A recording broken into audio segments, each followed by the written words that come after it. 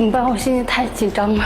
昨天晚上给孩子打了电话，他说我说过两天回去看他，那当时他根本没有反应。我感觉我现在就跟他越来越生疏了，这样下去我真的感觉不行。你说待会老师会向着我说话吗？咱们来这不就想听听专家怎么说吗？我先上场吧，好吗？好的。掌声有请这一对，有请。男嘉宾钱先生29岁，来自甘肃，自由职业；女嘉宾王女士27岁，来自甘肃，自由职业。来，有请两位，有请。欢迎两位哈，结婚已经3年了是吧？是。对。有娃没？有。有。多大？2岁。男娃女娃？男娃。今天是您要来的是吧？对，是我要来。要来干啥呀？他平时生活就是太大男子主义了，而且还总是爱挑我毛病。他会发脾气吗？经常发脾气。他为什么事儿发脾气？那我记得那次我们安灯的事儿嘛，他装了好久没有装上，我在旁边我好声好气的说，我说你要不下来休息会儿，待会儿再安嘛。话还没说完，就他那个把那灯直接啪的一声甩在地上，然后他还冲我吼。当时装灯装了半天，挺累的，也比较烦躁，比较着急。他就在旁边一直说个没完没了的。不是，人就让你下来歇会儿嘛。灯不好装，装了半天，我就有点着急。这灯摔坏了？坏了呀，新买的灯被他摔了。然后呢，再买一只，还是换了个别的？再买了一只。是同款吗？不是，太有心计了，知道自己永远也装不上了，弄了一只简单的，是吧？是。这事儿我也干过，要不然觉得特没面子，是吧？是。还干过什么事儿？还有就是家里那个床，本来之前是放那个位置，然后我就想着要把那个位置换一下吧，就跟他商量。他看了，哎，也觉得可以。然后到第2天了，就吃过饭，我说我们俩搬床吧。他在一直玩手机，也没理我，我就拉了他胳膊一下。然后当时他一下子就变脸了，踹了那床一脚，那个新床也是被他踹坏了。当时还冲我喊：“你一天净闲着没事干，找了一些无聊的事干。”是你干的吗？是。为什么？当时我感觉这个床放的挺好的，完全没有必要去换这个。你觉得他找事儿了是吗？对，没事找事干啊，同时还影响了自己打游戏的心情，是这么个心理是吧？是，控制不住对吧？对。但你说这事也就罢了吧，但家中大大小小的事情都是我来做。他那天也是差一件大衣，说让我跟他去买衣服，我就跟他去了商场了，转了好几家，也给他挑了好几件。他都就是感觉哎不合适，各种嫌弃。后面我又转了一家，我感觉那件大衣挺好看的，也挺适合他的。我就提起来给他看，我说你看这件衣服怎么样？当时下他就瞪着我，说你这件衣服能穿吗？是我穿的吗？当时也有服务员在那里嘛。我当时感觉特别尴尬，也心里挺难过的，就没说话。每次我跟他出去给他买衣服，都是吵着回家的。为啥呢？人给买衣服，你吵啥呢？我感觉就是这么长时间了，他应该知道我喜欢什么样的款式和这个风格的。他非要挑那种特别潮流的那种让我穿上，那你就跟人说，你说我穿不了潮流的吗，老婆？你给我弄点中，不就完了吗？我这个性格比较急躁，但是又他挑那个衣服我确实看不上，所以你跟人急是吧？对，你克制不住自己吗？没控制住吗？唉，他有时候也是那种说话都不算数。就那次他要让我给他理头发，挺信任你的呀。然后我就说我理要是理不好看怎么办？当时也因为就是有点晚了吧，他就不愿出去，他就说没关系你就理吧，理坏就理坏。是这意思吧？对。啊，然后呢？然后我就给他理呀，挺认真的，我给他理。但理了之后，他就各种开始挑了，说什么不对，两边不对称，理的手法不对，推子也不会拿之类的，开始说我了。我们就是嘛，就是理个短发，我一般都是短发嘛，我感觉很好剪的。但是他这个给我理的时候，当时第2天我还要去上班，确实理得很难看。哎，你不知道剪发这件事儿是特专业的事儿吗？应该没问题，因为我是短发，又不需要什么发型。推子上面还有那个卡尺嘛，没想到他给我剪的那个，确实是没法见人。当时一着急，那是你长得没法见人，不是人家剃的没法见人。我觉得他就是没事找事，也是挺好看的。后来呢？后来他就把那个推子直接从我手里夺过去，给自己就剃了一光头。他自己给自己剃了个光头。他就说你推这个样子能见人吗？能出去见人吗？丑死了！反正然后呢？各种嫌弃。就是你第2天出去，人家看你光头是什么反应？都问我出什么事了，以为我有什么。哦，都问你出什么事儿了？对啊，当时你心里怎么想的？就说是凉快一点。但是当时跟他发脾气了是吗？是。听起来好像都是小事儿啊。小时候对我妈都干过这事儿，老太太让修个东西没修好，心里是想着没修好。我妈说能不能弄好，把钟拆了。我妈说能不能弄好，能弄好。钟那会儿多贵啊，然后扔2个零件，说零件丢了装不上了，实际是自己装不上。这种心理我觉得都可以理解，但是你这样的话，你知道结婚之后你媳妇儿怎么想吗？咱对妈的时候，妈都无所谓。但是对媳妇儿的时候，媳妇儿就会觉得你不是针对一件事儿，对不对？你是针对我这个人，是吧？我做什么都很挫败。我关心的问你，你灯没装好，你歇歇吧。你把灯给我摔了，对不对？我想把家里调整一下，你也答应我了，结果你把我床给我踢了。好心好意给你买个衣服，你说我是个瞎子买不了好衣服，辛辛苦苦的没剃过头给你剃个头，你跟我发脾气，那他会觉得说我老公不喜欢我了，是这意思吧？他不仅脾气这方面我还得顺着他吧，就是你说家中小事那也就罢了，但是稍微就是孩子这一块孩子怎么了？孩子那时候还小，才几个月，就陪着他一起出来打拼。去哪儿打拼啊？重庆。是带着几个月的宝宝一起去重庆工作？没有，当时孩子还小啊，然后就留在老家，由爷爷奶奶开着，我跟他就出来了。宝宝几个月的时候就把宝宝放在了甘肃了，是吧？对对。你们老家甘肃的是吧？是。然后去重庆打拼，后来呢？当时也是为了支持他工作嘛，毕竟他要去外地，一个人跟你说力量还是小，我们2个人一起奋斗会更好一些。那时候孩子还在喝母乳，没有断奶，然后就因为这个事吧，就孩子也断奶了。出去工作之后呢，每次我也是就是看孩子的视频，特别小他，看到他就是喝不惯那个奶粉，然后自己就那样哭，但是心里特别难过。去年过1岁生日嘛，我就跟他提起，我说要不要回家一趟给他过个生日吧，跟他提了好几次，反正就是说他也拒绝我了，我心里其实挺寒心的，感觉孩子跟他就是没有任何关系一样。说说你的想法，别绷着。当时我们从老家出来也就刚刚上班2个多月，回家的话对工作也是有影响的。毕竟你是刚刚到一个单位上班，所以说我当时就给他说了，我说我们先工作为主嘛，先把工作稳定下来，等过一段时间，我们再请假回家看孩子。你想儿子吗？说实话，就是还是主要是工作的。你不想是吧？我也想回去看小孩，特别想，但是我们毕竟已经出来要上班。你能了解那个断奶的时候？你媳妇儿那个感受吗？能了解，但是你会觉得我的生活更重要，是吧？我当时想的就是，小孩以后还要发展，要上学啊，各方面的，所以说是没有经济支撑的话是不可能的。现在社会，所以说是要给小孩一个更好的这个环境嘛。所以你会觉得你其实是很理性的在思考，对吧？是。你是不是会认为他感性一些？对，就是有点不贴合实际。是这意思吗？是。他一直就不同意，没有回去。但是后来出来那么多长时间，差不多有1年多了。孩子生病了，到晚上才通的视频。当时我就看到孩子在那里打针呀，心里挺难过的。我感觉自己就是特别没用吧。孩子生病了，也不能陪到他身边，他过生日也回不去，挺无能的自己。这跟他有什么关系呢？他不让我回去呀。所以你把这个也记在他的账上了，就宝宝生病你不能陪伴，你觉得也是他，是吧？然后晚上也是挺想念孩子，经常自己一个人偷偷起来坐在床边就是哭，他就根本就不理解我到底有多思念孩子。所以你会觉得这个男人心特狠，是吧？对，他不只说是那一次感冒没事，包括今后孩子有什么事情，我都是最后一个知道，他就让公公婆婆都瞒着我。这是为什么呢？因为是怕他难过，怕他自责，怕他伤心。那你不害怕真的万一孩子有点什么大事儿的话，妈妈最后知道他受不了吗？当时没有这样想。所以在你的考虑的思维是，你不希望他心里难过，对吧？是的。所以你让大家瞒着他。是。逢年过节你们得回家，对不对？记得那次就是过年回家嘛，当时特别激动，因为马上回去要见到孩子了。但是呢，当回到家里之后，就是见到孩子，我就想上前去抱他的时候，但是他就扭着脸，各种抗拒，就不愿意抱。而且甚至就是见到你，就是跟他陌生人一样那种躲着你往后退，你去抱他嘛，逗他，他都不理你。因为没带嘛，对不对？对。当时心里特别酸楚。经过这些事之后，我就想把孩子接到自己身边，有个什么生病呀，你说自己要是有什么事儿，我都能看得到。就是带着孩子去重庆打工，是这意思吧？是这样。不同意？跟他说了，每次一提到这事儿，他就跟我吵。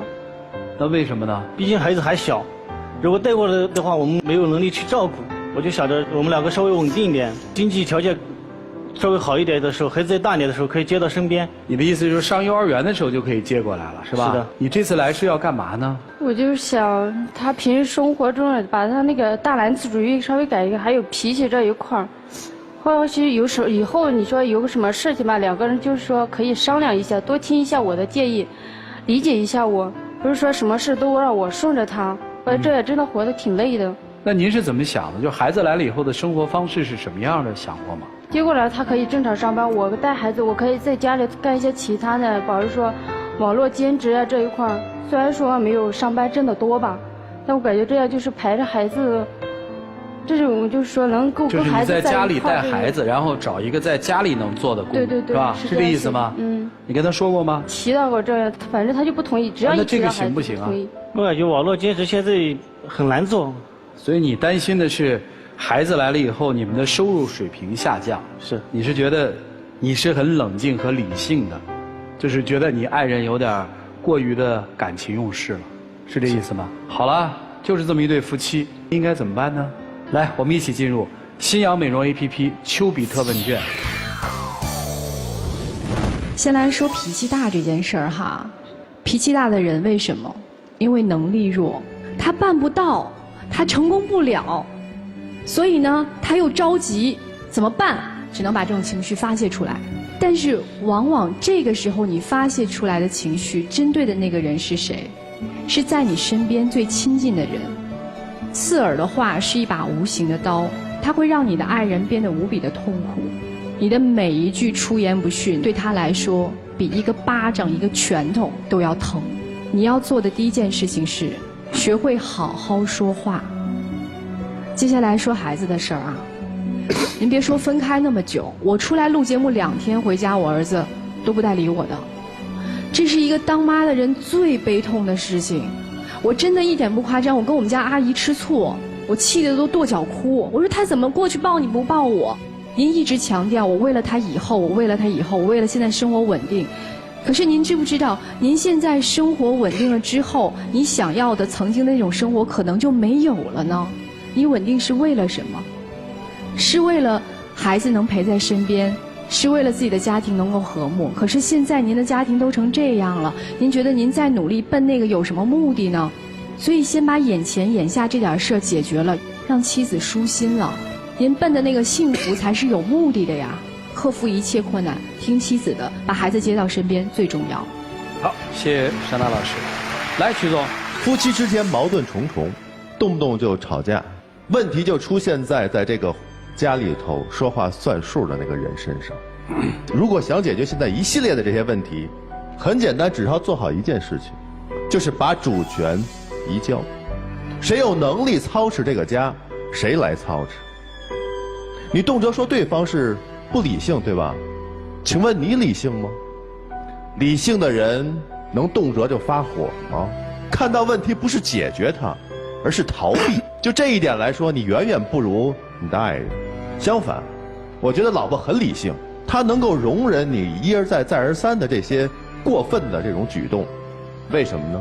她知道你可能是外头工作的确很辛苦，你竭尽全力了，有些事情不是我的错，但是我包容了。她唯一做的一件错事儿，也就是不理性的事儿，就是太宠着你了。你所有的这些问题都是她宠出来的。女孩，就是因为你这样把这个特权给她了，所以造成了现在家里这个状况。我觉得一定要你当家做这个主。如果你早就做主了，孩子早就在身边了，其乐融融，让老婆做主，可以不可以？可以。孩子尽快接回来，孩子在身边，成长是需要陪伴的。就这样。好，谢谢曲总。严老师。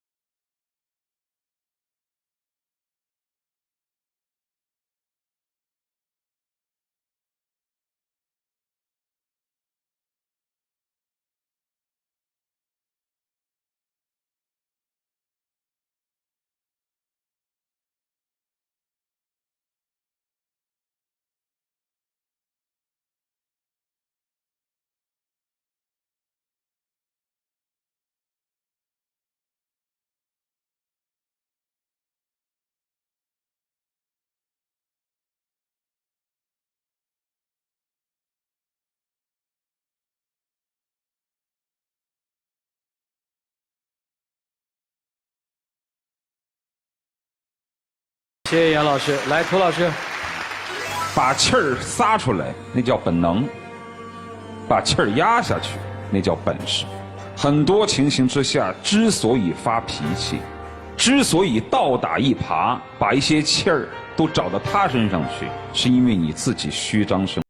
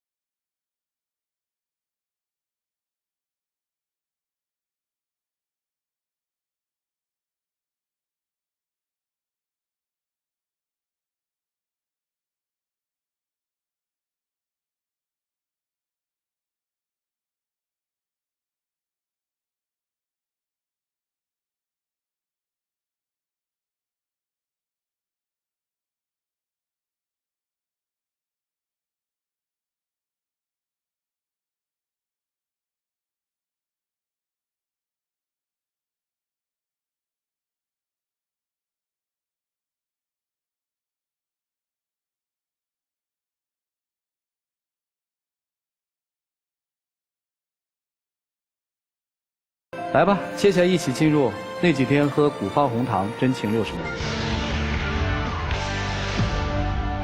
老婆，平时我太以自我为中心了，做事没有考虑过你的感受。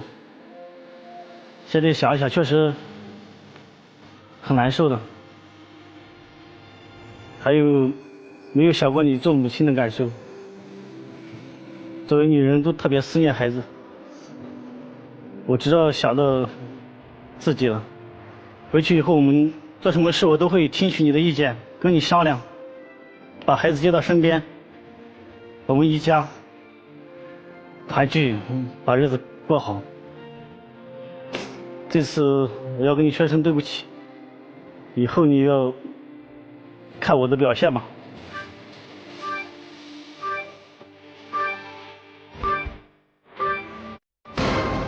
请回吧，谢谢啊，请回，请回啊。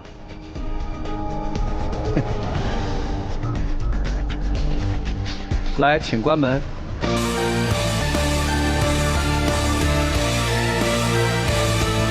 就在一起，谁让我们相遇？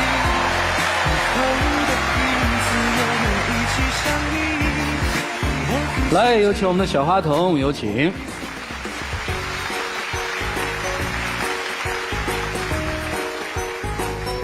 来来来，从这儿下去。哎，我们见证属于这对夫妻的浪漫时刻，各位请见证。老婆，你辛苦了。